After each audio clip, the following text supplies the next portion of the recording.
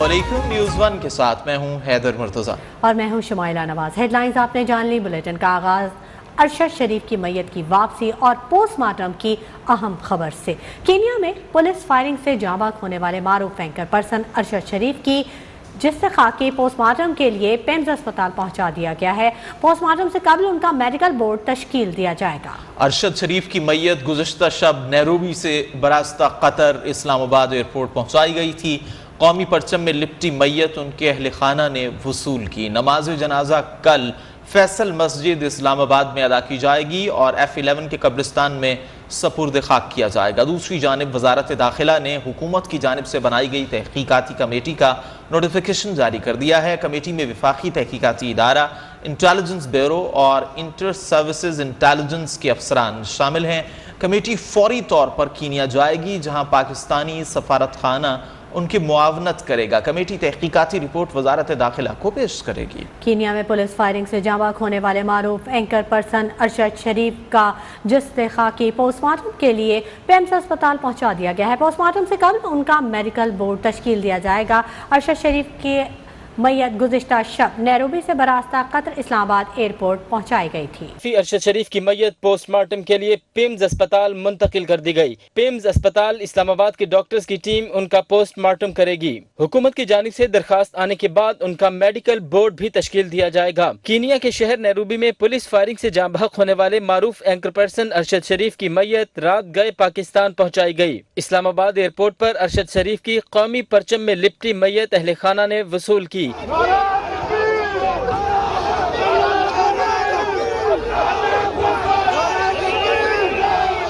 लाश को कायदे आजम इंटरनेशनल अस्पताल के सर्द खाने मुंतकिल कर दिया गया। मरहूम की नमाज जनाजा कल बादस नमाज जोहर फैसल मस्जिद इस्लामाबाद में अदा की जाएगी। अहले खाना के मुताबिक उन्हें इस्लामाबाद के F11 कब्रिस्तान में सुपुर्दे खाक किया जाएगा। अरशद शरीफ की मैयत पोस्टमार्टम के लिए पेम्स अस्पताल मुंतकिल कर दी गई। पेम्स हॉस्पिटल का मेडिकल बोर्ड अरशद शरीफ का पोस्टमार्टम करेगा। इस हवाले से मजीद जानेंगे हमारे नुमाइंदे सरदार हमीद से, जो कि इस वक्त अरशद शरीफ मरहूम की इस्लामाबाद रिहाइशगाह के बाहर मौजूद हैं। सरदार हमीद, अपडेट कीजिएगा। अरशद शरीफ की मैयत पोस्टमार्टम के लिए पेम्स अस्पताल मुंतकिल कर दी गई है। पेम्स अस्पताल का मेडिकल बोर्ड अरशद शरीफ का पोस्टमार्टम करेगा। कीनिया में पुलिस फायरिंग से जाँ बहक एंकर अरशद शरीफ की मैयत पोस्टमार्टम के लिए पेम्स अस्पताल मुंतकिल की गई। हमारे नुमाइंदे सरदार हमीद से बात करेंगे, जो कि इस वक्त अरशद शरीफ मरहूम की इस्लामाबाद रिहाइशगाह के बाहर मौजूद हैं। बताइएगा सरदार हमीद, क्या मनाजिर देख रहे हैं आप? जी बिल्कुल, यकीनन जो साबिक जो एंकर पर्सन और एक मारूफ साफ़ी थे अरशद शरीफ, उनकी वहाँ पे एक बदकिस्मती से वहाँ पे उनका कत्ल हुआ कीनिया में, और उनकी जो मैयत थी जस्ते खाकी वो गुज़श्ता रात इस्लामाबाद यानी रावलपिंडी के एक अस्पताल मुंतकिल कर दी गई थी, पाकिस्तान शिफ्ट हो गई थी। और इस वक्त हम उनकी रिहाइशगाह पे मौजूद हैं। यहाँ पे भी मुख्तलिफ सियासी समाजी शख्सियात का जो तांता बंधा हुआ है, उनकी रिहाइशगाह पर ताज़ियत के लिए लोग आ रहे हैं।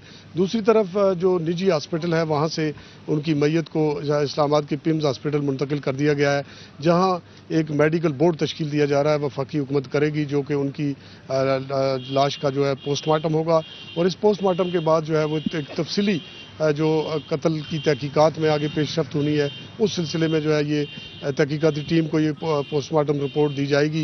एक तरफ वजारत दाखिला की जानिब से जो है आला सतह की तहकीकाती टीम, जिसमें ISI, IB और FIA के। बहुत शुक्रिया सरदार हमीद, मजीद अपडेट भी आपसे लेते रहेंगे। खबरों के सिलसिले को आगे बढ़ाते हैं वफाकी वज़ीर दाखिला राना सनाउल्लाह की बात करेंगे, जिनका कहना है कि तहकीकाती टीम अरशद शरीफ केस में एक निजी चैनल से मुंसलिक शख्सियत के कीनिया में सोने के स्मगलिंग के कारोबार से मुतालिक कायम कंपनी के किरदार का जायजा लेगी। तहकीकाती टीम अरशद शरीफ की पाकिस्तान से दुबई और फिर दुबई से कीनिया रवानगी की मुकम्मल वजूहात और मुहर्रिकात का जायजा लेगी। एक सियासी शख्सियत के एतराफ़ के बाद तहकीकाती टीम अरशद शरीफ को पाकिस्तान से दुबई और फिर कीनिया जाने पर मजबूर करने के अवामिल का भी जायज़ा लेगी। तहकीकाती टीम कीनिया पुलिस और दीगर ज़राए से हासिल शुदा मालूमात और शवाहिद की रोशनी में अपनी एक आज़ादाना रिपोर्ट्स मुरतब करके वजारत दाखिला को पेश करेगी।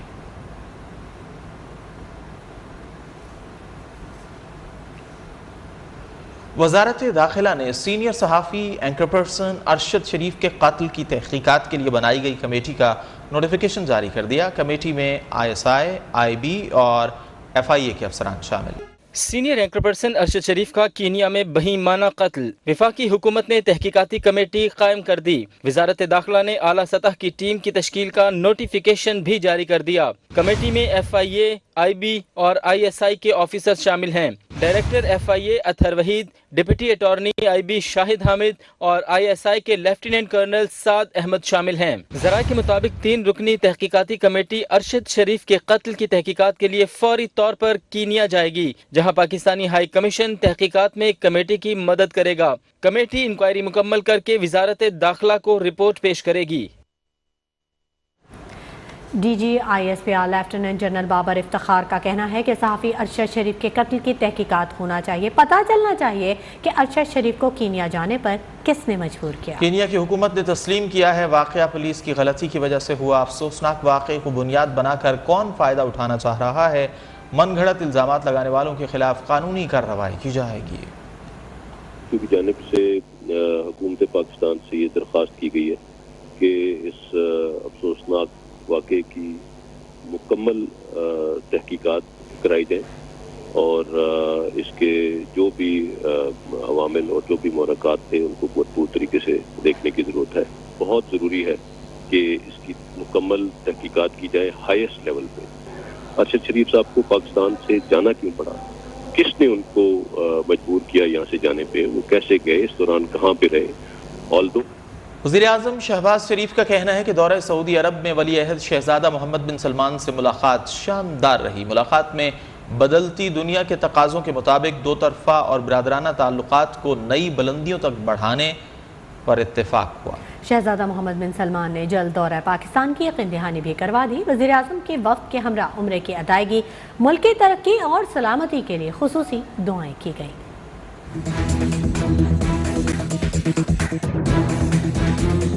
वज़ीर आज़म शहबाज शरीफ का दौरा सऊदी अरब। सऊदी वलीअहद की जानिब से पुरतपाक इस्तकबाल, दो तरफा ताल्लुकात को नई बुलंदियों तक ले जाने पर इत्तफाक। ट्वीट में वज़ीर आज़म शहबाज शरीफ ने लिखा कि सऊदी वलीअहद शहजादा मोहम्मद बिन सलमान के साथ शानदार मुलाकात हुई। हमने बदलती हुई दुनिया के तकाज़ों के मुताबिक पाकिस्तान और सऊदी अरब के दरमियान दो तरफा ताल्लुकात और बरादराना ताल्लुकात को नई बुलंदियों तक बढ़ाने के लिए अमली इक़दाम का आगाज करने पर इत्तफाक किया। सऊदी वलीअहद मोहम्मद बिन सलमान वज़ीर आज़म शहबाज शरीफ को खुद गाड़ी चलाते हुए शाही फार्म हाउस पर इशाइये में ले गए। मुलाकात में दो तरफा ताउन को नई बुलंदियों पर ले जाने और पाकिस्तान की मदद जारी रखने के अज़्म का इजहार किया। वलीअहद ने जल्द दौरा पाकिस्तान की यकीन दहानी भी करा दी। वज़ीर आज़म शहबाज शरीफ ने वफाकी वज़रा सागदार, ख्वाजा आसिफ, मरियम औरंगजेब और दीगर के साथ उम्रा भी अदा किया और मुल्क की तरक्की और खुशहाली के लिए खुसूसी दुआएं की।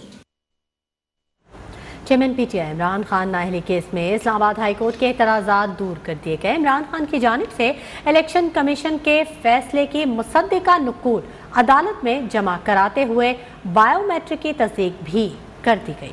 चेयरमैन PTI के नुमाइंदे नवीद अंजुम का कहना था कि इलेक्शन कमीशन ने इमरान खान को NA 5 से नाअहल किया और नोटिफाई NA 95 से कर दिया। NA 95 से 21 अक्टूबर को नाअहली के बाद 24 अक्टूबर को दरस्तगी की गई। अदालत इमरान खान को NA 95 से बतौर रुकन कौमी असम्बली हटाने का हुक्म कलअदम करार दे।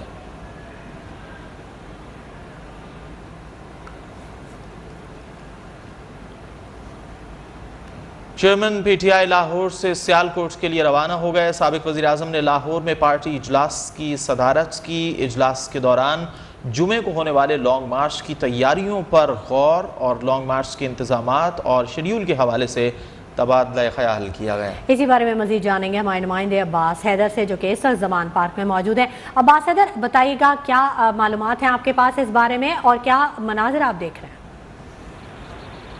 जी बिल्कुल, इस वक्त मैं बिल्कुल ज़मान पार्क के सामने मौजूद हूँ और पाकिस्तान तहरीक इंसाफ के सीनियर रहनुमाओं में ख़ास तौर पर जिनमें हमाद अज़हर हैं, शाह महमूद कुरैशी हैं और दीगर जो रहनुमा हैं वो इस वक्त ज़मान पार्क में मौजूद थे। थोड़ी देर पहले तक यहाँ पर जो लॉन्ग मार्च जुमे को होने जा रहा है उसके हवाले से तबादला ख्याल किया गया और ख़ास तौर पर जो जिम्मेदारियाँ हैं वो किस किस को सौंपी जाएंगी और क्या क्या जो पड़ाव जहाँ डाले जाएंगे उन जगहों का और दीगर जो मामलात हैं लॉन्ग मार्च के हवाले से, उन पर डिस्कशन की गई। ये डिस्कशन तकरीबन 2 घंटे तक जारी रही और उसके बाद अब जो चेयरमैन पाकिस्तान तहरीक इंसाफ है वो ज़मान पार्क से रवाना हो गए हैं सियालकोट के लिए, और सियालकोट में जाकर एक तो ISF का कन्वेंशन है, वहाँ इमरान खान खिताब करेंगे और उसके बाद लॉन्ग मार्च के हवाले से सियालकोट की क्या हिकमत अमली होगी और किस तरह वो लॉन्ग मार्च में शिरकत करेंगे, उसके हवाले से भी वहाँ तबादला ख्याल किया जाएगा। तो उसके बाद 6 बजे के करीब इमरान खान आज वापस जो है वो लाहौर आएंगे ज़मान पार्क में, फिर उसके बाद 90 शारा में जाएंगे और वहाँ पर दोबारा पार्लिमानी इजलास जो है वो बुलाया जाएगा और उसके बाद जो PTI के सीनियर रहनुमा, पाकिस्तान तहरीक इंसाफ के चेयरमैन और दीगर जो PTI के लोग और कारकुनान हैं वो शिरकत करेंगे और लॉन्ग मार्च के हवाले से तमाम हिकमत अमली तैयार करेंगे। तो इमरान खान सियालकोट रवाना हो चुके हैं और वहाँ से वापस आकर दोबारा जो है वो लॉन्ग मार्च की तैयारियों के हवाले से काम। बहुत शुक्रिया तमाम तर तफसीलात से आगाह करने के लिए Abbas Haider.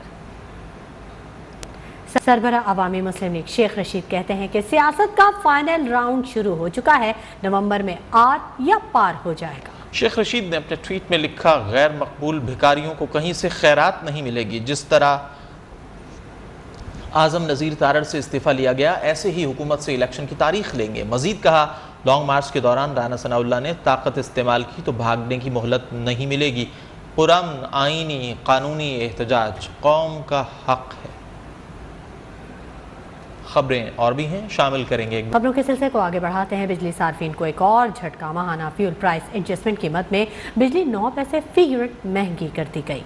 Central power purchasing agency ने नेपरा में 20 पैसे फी यूनिट इजाफे की दरख्वास्त दायर की थी।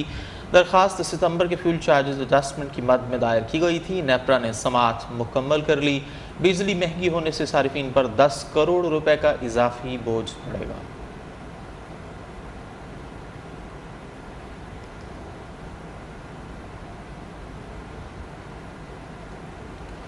कराची में फी लीटर दूध की सरकारी कीमत 170 रुपये मुकर्रर कर दी गई, लेकिन इस पर अमल दरामद कहीं नहीं हो रहा।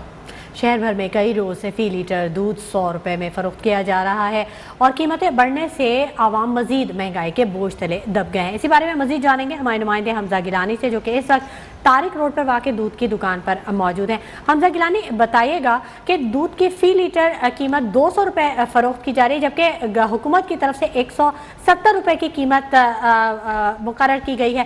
क्या मजीद अपडेट्स हैं?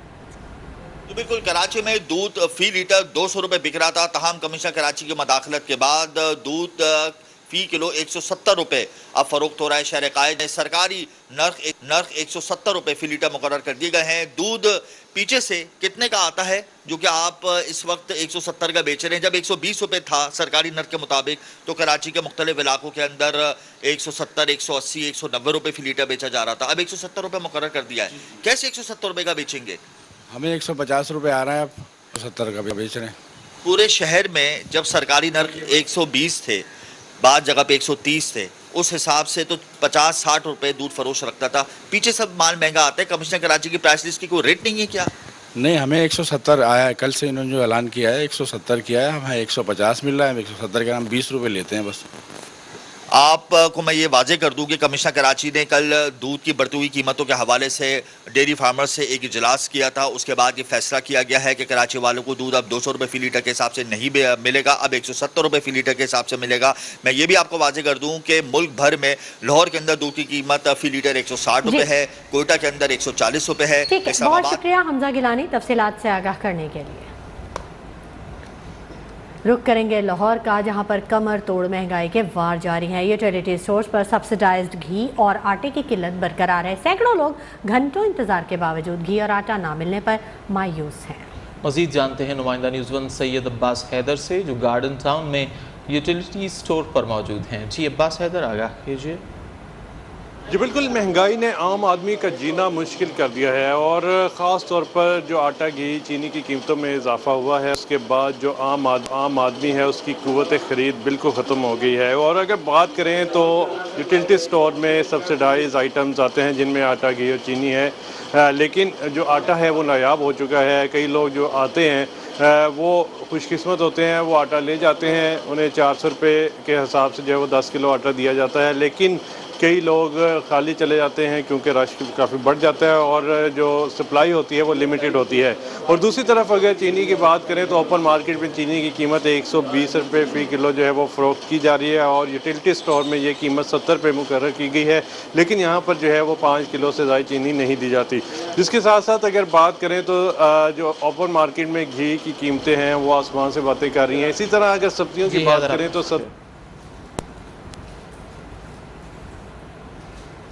मुल्तान का रुख करते हैं, जहां सब्जियां, फल, गोश्त, अशियाए ख़ुरनोश सब कुछ महंगा होने से शहरी शदीद मुश्किलात का सामना कर रहे हैं।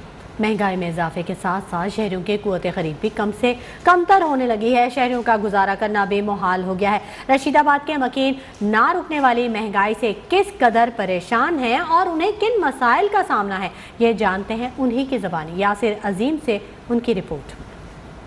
हो या फल, गोश्त हो या शायद खुर्दनोश की अशिया, पेट्रोल हो या डीजल, सब कुछ महंगा होने की वजह से शहरी अजियत का शिकार हैं। सूरत हाल यह है कि महंगाई कम होने का नाम ही नहीं ले रही, जिसकी वजह से शहरियों की मुश्किलात बढ़ती जा रही हैं। आइए मुल्तान के शहरों से जानते हैं कि महंगाई के बढ़ने की वजह से उनको किन किन मुश्किलात का सामना है और वो किन किन मसाइल का सामना कर रहे हैं। आइए उनकी ज़बानी उनसे बात करते हैं।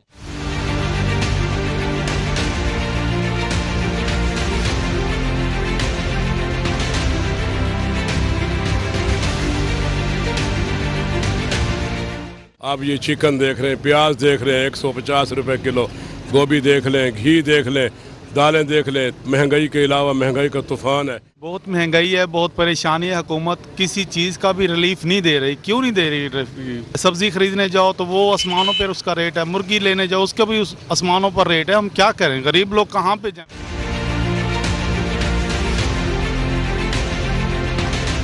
गरीब आदमी का जीना मुश्किल हो गया है।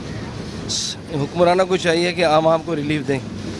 ये अपनी कुर्सी बचाने के चक्करों में एक दूसरे की टांगें तो खींच रहे, आवाम की बात नहीं कर रहे। और आजकल तो गरीब का जीना मुहाल है। सफ़ेद कपड़े पहने हुए हैं, भूख से मर रहे हैं बच्चे, घर वाले।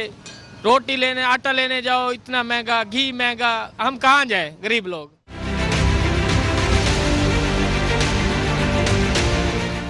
शहरी कहते हैं महंगाई की वजह से सूरत हाल इस कदर ख़राब है कि उनकी कुव्वत खरीद अब ख़त्म से ख़त्म होती जा रही है।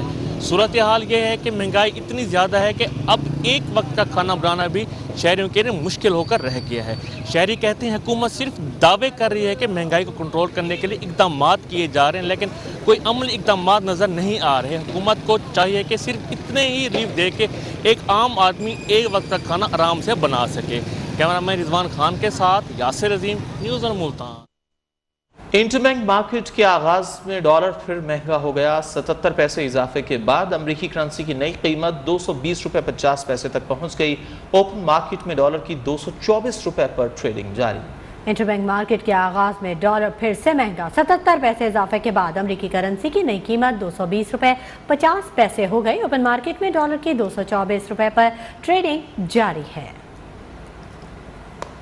पाकिस्तान स्टॉक एक्सचेंज में कारोबार के दौरान शदीद मंदी का रुझान। KSE 100 इंडेक्स में 600 पॉइंट्स की कमी देखी जा रही है। KSE 100 इंडेक्स 41,500 पॉइंट्स की सतह पर पहुंच गया। यहाँ पर वक्त हुआ है एक ब्रेक का, लेकिन इससे पहले शामिल करेंगे न्यूज़। Welcome back. सिंध के सैलाब ज़दगान को एक नई मुसीबत ने घेर लिया। दादू, जूही और जामशोरो के सैलाब ज़दा इलाकों में कई माह से जमा पानी की वजह से बड़ी तादाद में दीमक निकल आई और दीमक ने मुतासिरीन के कच्चे मकानात और लकड़ियों के दरवाजों और खिड़कियों को चाटना शुरू कर दिया।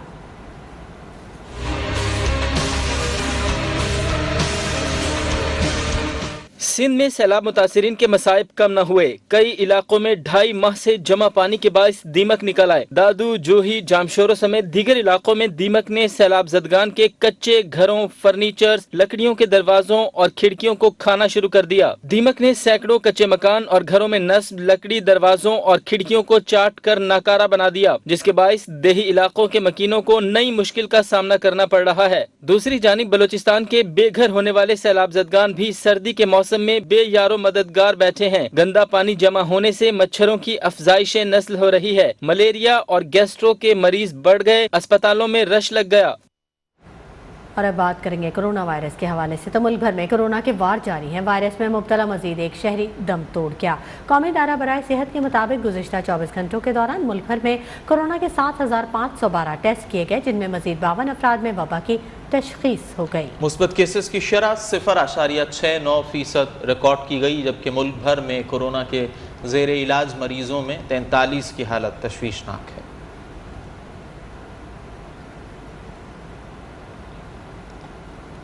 कराची में भी आज इंसदाद पोलियो मुहिम का तीसरा रोज़ है। शहर के मुख्तलिफ इलाकों में आलमी इदारे सेहत के उसूलों के तहत मुहिम जारी है। कराची में 22 लाख से ज़ायद बच्चों को इंसदाद पोलियो की वैक्सीन पिलाने का हदफ मुकर्रर किया गया है। इसी बारे में मज़ीद जानेंगे हमारे नुमाइंदे यासिर सलीम से, जो कि DHQ गरबी में मौजूद हैं। यासिर, अपडेट कीजिएगा। आज बिल्कुल सिंध के मुख्तलिफ शहरों की तरह कराची में भी इंसदादी पोलियो मुहिम का आज तीसरा रोज़ है। हम आपको बताया चलें कि लांडी में जो पोलियो वायरस सीवरेज सैंपल के अंदर आया था, उसके बाद जो है वो कराची के मुख्तलिफ इलाकों में हुकूमत सिंध की जानिब से आज से ठीक 1 महीना पहले जो है वो हंगामी पोलियो इंसदादी पोलियो मुहिम जो है वो शुरू की गई थी। और उसके बाद जो है ये कौमी पोलियो मुहिम है जो कि पीर से शुरू हो चुकी है। 7 रोज़ा मुहिम है जो कि यहाँ बताया जाता है कि इसके जो आखिरी 2 दिन हैं इंसदाद पोलियो मुहिम के, वो कैचअप डेज के तौर पे जो है वो मनाए जाएंगे। हम आपको बताया चलें कि सिंध में तकरीबन 70 लाख से ज़ायद बच्चों को जो है वो इंसदाद पोलियो मुहिम में पोलियो से बचाव के ख़तरे जो है वो पिलाए जाएंगे। कराची में जो टारगेट रखा गया है वो तकरीबन 22 लाख से ज़ायद बच्चों को जो है वो इस मुहिम में जो है वो टारगेट किया जाएगा। जो पिछली पोलियो मुहिम हुई थी जो कि इमरजेंसी बेसिस पे जो है वो मुनक्किद की गई थी कराची के मुख्तलिफ यूसीज के अंदर, उसमें भी जो है वो EPI की जानिब से बताया जाता है कि 99% जो टारगेट है उसको जो है वो अचीव किया गया था। इस बार भी इनका यही कहना है कि जो इंसदाद पोलियो मुहिम जारी। बहुत शुक्रिया यासिर सलीम। मुल्क भर में इंसदाद पोलियो मुहिम तीसरे रोज़ भी जारी है। मखसूस अजला में 5 रोज़ तक जारी रहने वाली मुहिम में 2.5 करोड़ से ज़ायद बच्चों को पोलियो से बचाव के कतरे पिलाने का हदफ मुकर्रर किया गया है। महकमा सेहत की जानिब से वालिदैन से अपील की गई है कि वो अपना फ़र्ज़ निभाएं, आगे बढ़कर अपने बच्चों का मुस्तकबिल महफूज बनाएं। मज़ीद जानते हैं नुमाइंदा न्यूज़ 1 अहमद नवाज़ से, जो इस वक्त F6 सेक्टर में पोलियो टीम के साथ मौजूद हैं। जी अहमद नवाज़, आगाह कीजिए। बिल्कुल, मुल्क भर की तरह वफाकी दारुल हुकूमत में भी पोलियो मुहिम ज़ोर शोर से जारी है और हुकूमत ने 2 करोड़ से ज़ायद बच्चों को जो पोलियो के कतरे हैं पिलाने का टारगेट रखा है। और हमारे साथ पोलियो की टीम मौजूद है, उनसे बात करते हैं कि वो इस हवाले से क्या कहते हैं। पोलियो टीम के कैप्टन हैं आबिद खान, उनसे बात करते हैं वो इस हवाले से क्या कहेंगे। अस्सलाम वालेकुम जी। UCMO F6 अल्लाह का शुक्र है कि हमारी टीमें घर घर जाके बच्चों को कतरे पिला रही हैं और लोग भी हमारे साथ बड़ा तावन कर रहे हैं। कुछ घर हैं जो ऐसे हैं कि जो हमें अच्छा नहीं समझते, हमारे साथ बिहेवियर उनका अच्छा नहीं है, तो हमें गुजारिश है उनसे कि मेहरबानी करके अपने बच्चों की हिफाजत के लिए हमारी टीम अगर आपके घर आती है तो उन्हें कतरे लाजमन पिलाएं। जी, हमारे साथ पोलियो टीम के एक और वर्कर मौजूद हैं, उनसे बात करते हैं शाजिया खान से।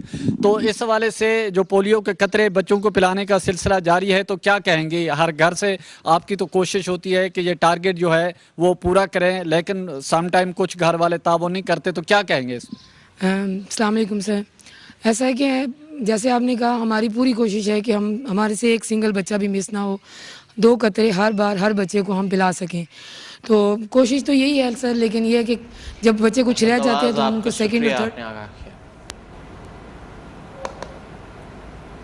बुलेटिन में शामिल करेंगे कुछ दीगर खबरें भी। लेकिन मकबूजा कश्मीर में भारतीय फोर्सेस की रियासती दहशतगर्दी का सिलसिला जारी है। काबिज फौज ने जाली मुकाबले में मजीद एक कश्मीरी नौजवान को शहीद कर दिया।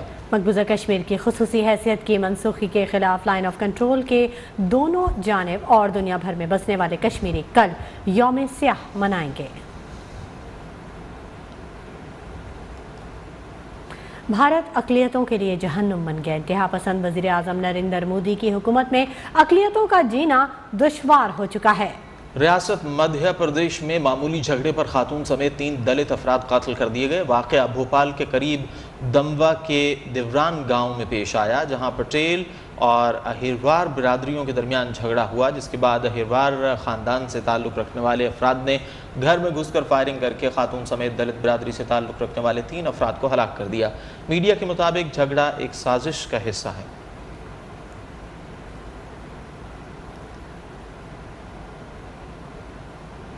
बात करते हैं खेल के मैदान की। T20 वर्ल्ड कप के कल के मैच के लिए पाकिस्तानी टीम की पर्थ स्टेडियम में ट्रेनिंग सेशन जारी है। बाबर आजम अपनी कप्तानी में पहले वर्ल्ड कप की जीत के लिए पुरअज़्म। कौमी टीम कल जिम्बाब्वे के खिलाफ खेलेगी। मैच पाकिस्तानी वक्त के मुताबिक शाम 4 बजे होगा। छक्के चौकों की होगी बरसात। कौमी टीम जिम्बाब्वे को पछाड़ने के लिए मुकम्मल तैयार। कप्तान बाबर आजम अपनी क़यादत में पहले वर्ल्ड कप की जीत के लिए पुरअज़्म। ऑस्ट्रेलिया के पर्थ ग्राउंड में ग्रीन शर्ट्स की ट्रेनिंग जारी। कप्तान बाबर आजम, मोहम्मद रिजवान, शान मसूद, इफ्तिखार अहमद बैटिंग पर खूब मेहनत कर रहे हैं। हारिस रऊफ, शाहीन शाह अफरीदी भी हरीफ टीम के छक्के छुड़ाने के लिए तैयार हैं। प्रैक्टिस सेशन के दौरान कोचेज ने टीम की कमजोरियों की निशानदेही की और गलतियां न दोहराने की तलकीन भी कर दी। पाकिस्तान अपना दूसरा मैच। क्रिकेट के हैरान कुन रिकॉर्ड्स, मैच के नतीजों और अंपायर्स की जजमेंट। तज्जिए और एनालिसिस, कौन सी टीम्स होंगी खतरनाक तरीन, कौन बन सकता है वर्ल्ड कप का फातिह।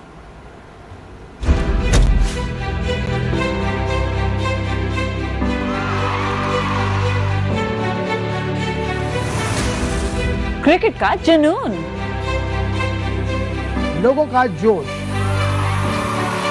कौन सी टीम है फेवरेट